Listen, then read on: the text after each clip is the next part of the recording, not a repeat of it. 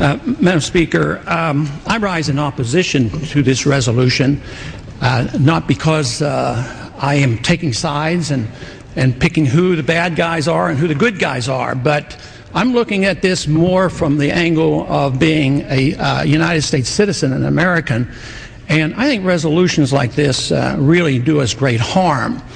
In many ways, what's happening in the Middle East, and in particular with Gaza right now, we have some moral responsibility for both sides in a way, because we provide help and funding for both Arab nations and Israel.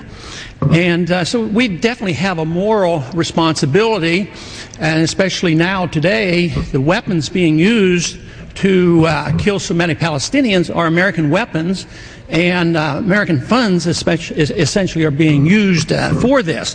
But there's a political liability which I think is something that we fail to look at, because too often there's so much blowback from our intervention in areas that we shouldn't be involved in. You know, Hamas, if you look at the history, you'll find out that Hamas was encouraged and really started by Israel, because they wanted Hamas to counteract Yasser Arafat. And you say, well, yeah, that was better then and served its purpose, but we didn't want Hamas to do this. So then we as Americans say, well, we have such a good system, we're going to impose this on the world. We're going to invade Iraq and teach people how to be Democrats. We want free elections.